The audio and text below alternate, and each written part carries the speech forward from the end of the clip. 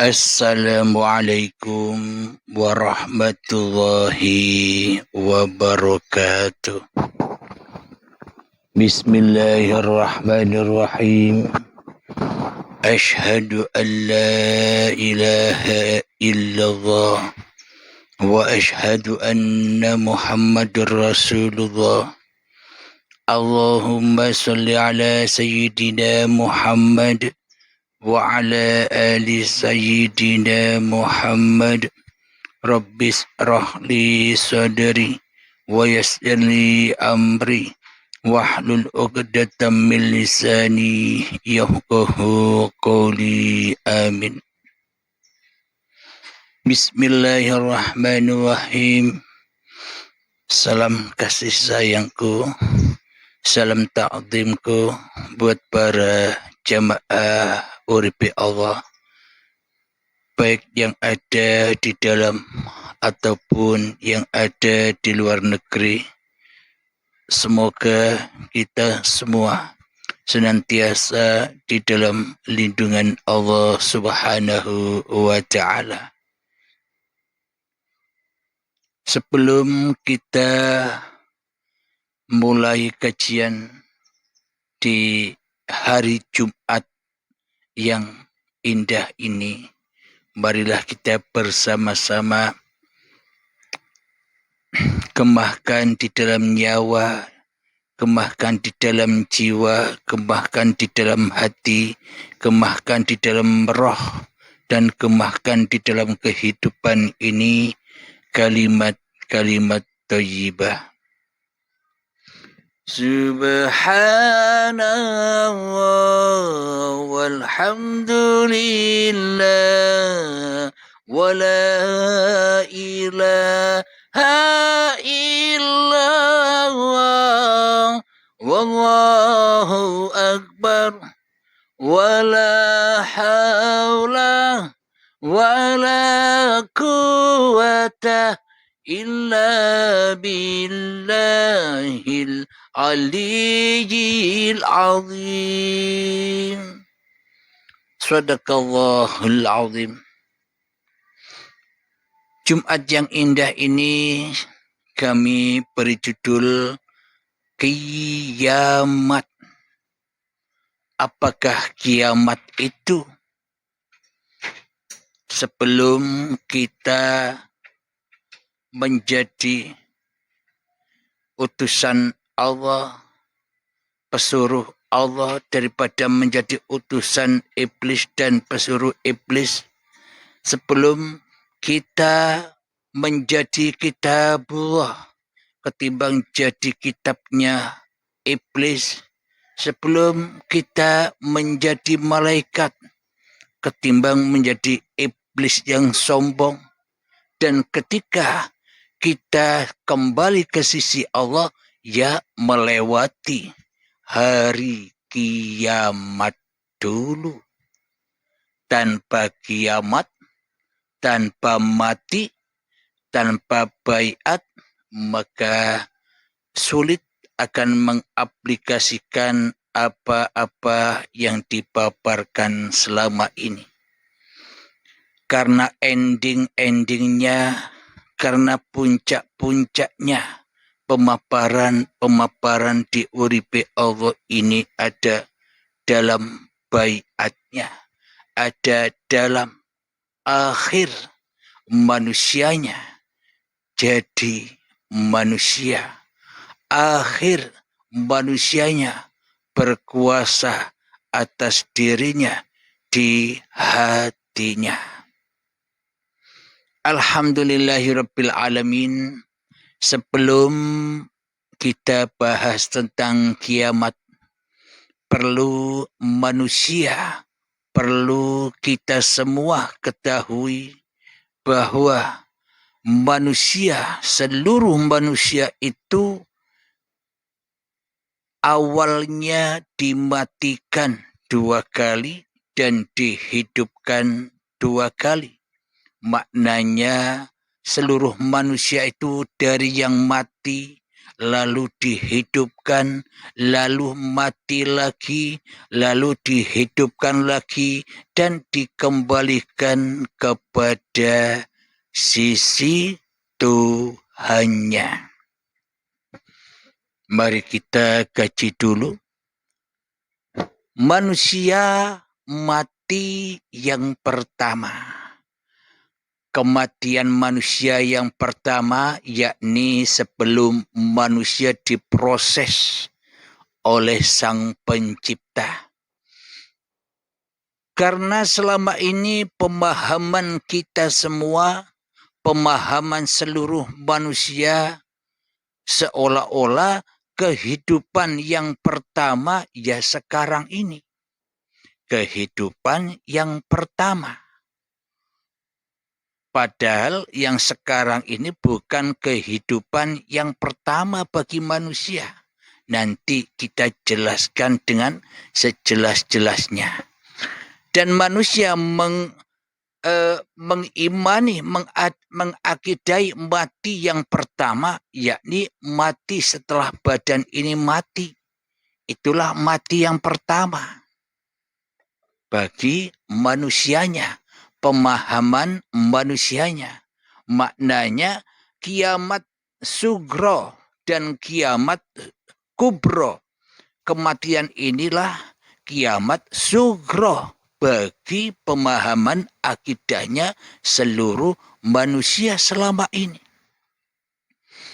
Mari kita buka semua ini dan semoga saya khususnya dan kita semua dipahamkan oleh Allah Subhanahu wa Ta'ala. Bismillahirrahmanirrahim.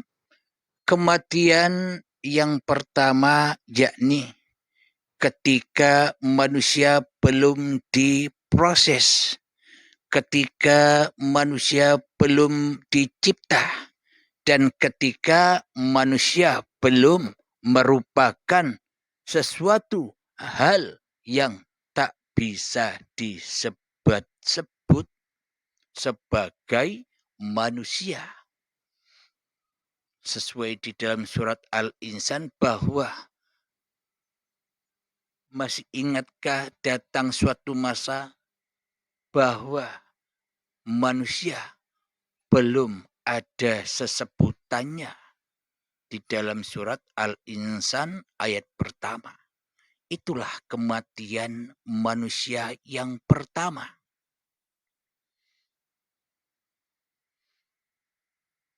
Menurut pemahaman manusia, mati yang pertama itu nanti ketika badannya sudah mati. Itulah pemahaman kita semua selama ini. Tapi pemahaman Al-Quran, pemahaman Alkitab, pemahaman Kitabullah, pemahaman Allah sendiri, coba kita hayati dan kita logikakan. Jadi sebelum kita hadir di dunia ini, itulah yang dikatakan kematian yang pertama.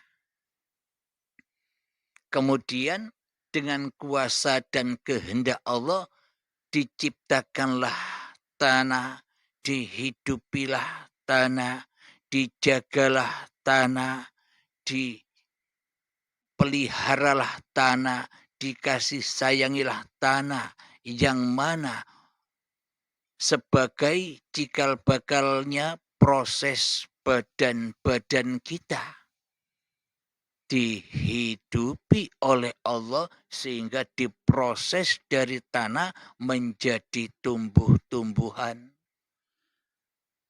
Akhirnya menjadi hidupnya tumbuh-tumbuhan. Kemudian diproses lagi sampai menjadi hasil dari tumbuh-tumbuhan itu yakni padi, sayuran, buah-buahan.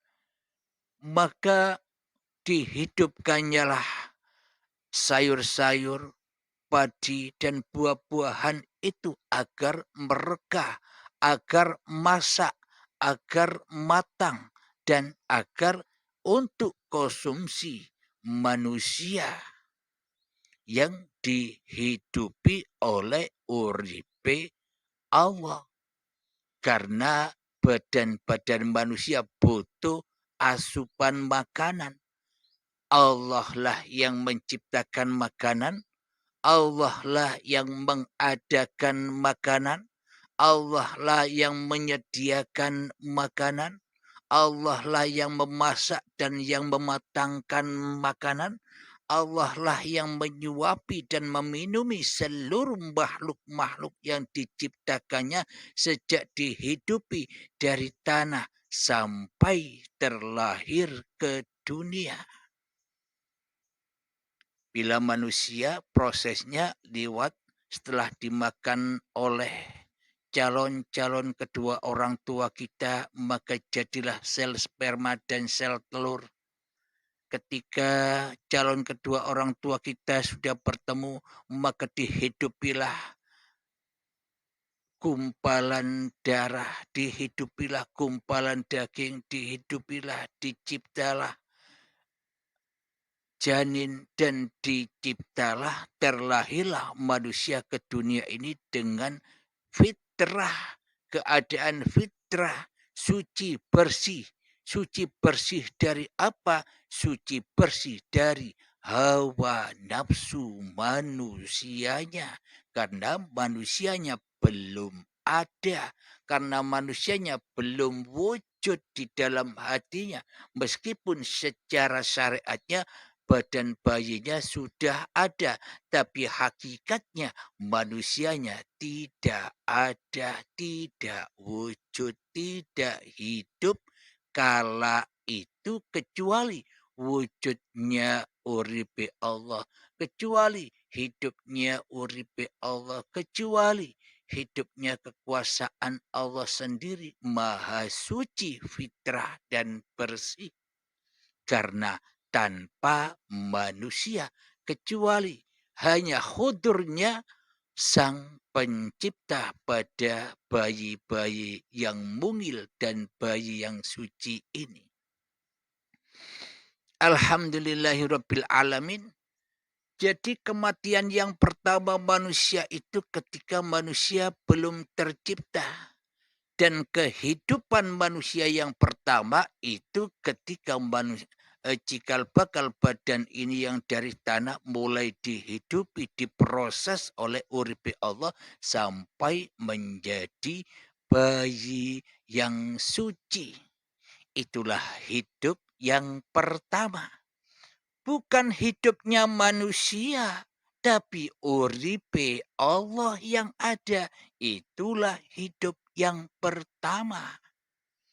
Kematian yang pertama ketika diri kita tidak ada di dalam kehidupan Tuhan. Yang mana di dalam kehidupan yang pertama itu kan kita tidak ada. Kan kita mati. Kan kita tidak wujud saat di tanah, saat di tumbuh-tumbuhan, saat di buah-buahan, saat di sperma dan sel telur, saat di gumpalan darah, saat di gumpalan daging, saat menjadi janin, saat menjadi bayi, kita kan mati. Manusianya dulunya mati, ya tetap mati. Inilah bukti bahwa hidup yang pertama itu perjalanan manusia. Subhanalladzi asra bi'abdihi lailan minal masjidil harami ilal masjidil aqsa alladzi barakna haulahu linuriyahu min ayatina. Maha suci Allah yang memperjalankan hamba-hambanya di suatu malam. Maha suci Allah, uripe Allah yang menghidupkan, yang mencipta, yang memproses cikal bakal badan ini di suatu malam. Malamnya apa? Malamnya ketika manusia tak ada. ada. Malamnya ketika manusia tak wujud. Malamnya manusia ketika manusianya tak hidup. Manusianya masih gelap. Manusianya masih tidak tahu apa-apa. Manusianya masih tidak tahu siapa-siapa. Masih laisa kamislihi syai'un. Belum berupa sesuatu apa-apa. Itulah perjalanan malam. Maha suci Allah yang memperjalankan hamba-hambanya di suatu malam. Dari Masjidil Haram sampai ke Masjidil Aqsa yang diberkahi. Dari tanah yang suci sampai menjadi bayi yang diberkahi. Haulahu linuriyahu min ayatina. Untuk apa manusia-manusia ini dicipta? Haulahu linuriyahu min ayatina, supaya manusia bisa menyaksikan ayat-ayat Tuhannya di dalam kehidupan dan di dalam kematiannya. Shadaqallahul azim. Inilah bukti-bukti yang sangat amat nyata dan sangat amat jelas. Perjalanan-perjalanan, kisah-kisah diri manusia kita sendiri. Kemudian kematian yang kedua adalah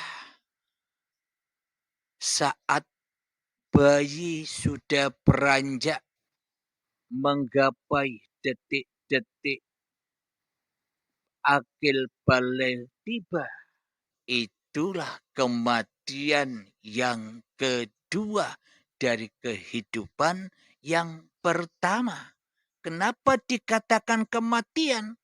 Karena manusia di alam, berada di dalam alam kegelapan diri manusianya atas Tuhannya di hatinya.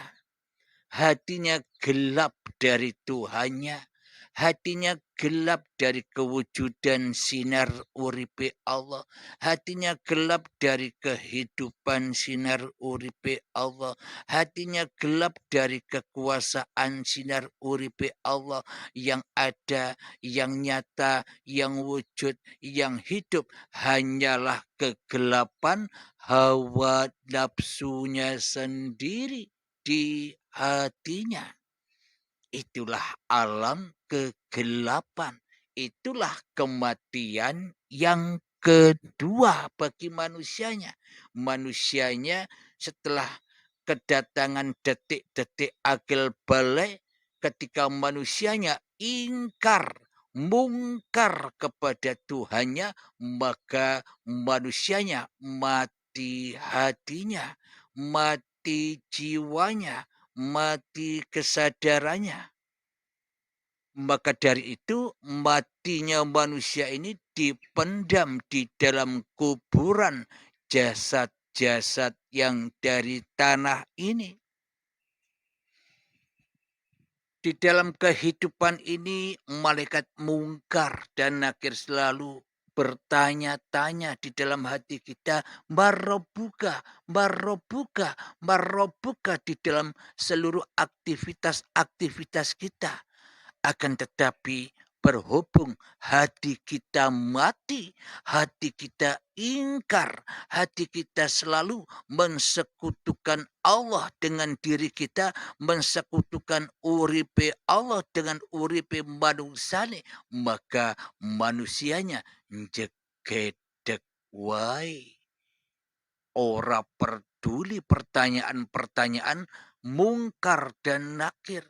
Ora peduli bahwa dirinya manusia berada di alam jahiliyah, berada di alam kemungkaran, berada di alam kuburnya.